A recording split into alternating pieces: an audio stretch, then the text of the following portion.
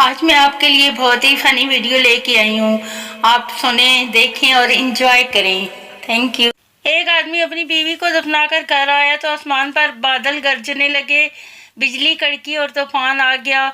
आदमी ने आसमान की तरफ देखा और बोला, लगता है पहुंच गई है।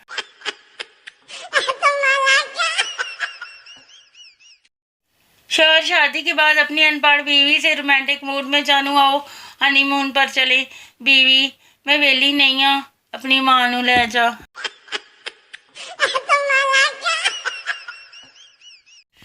बीवी और शौहर मार्केट जा रहे थे तो एक फकीर ने, शहजादी 5 रुपए दे दो। मैं अंधा हूँ शौहर, दे दो, तुम्हें शहजादी कह रहा है, जरूर अंधा ही होगा।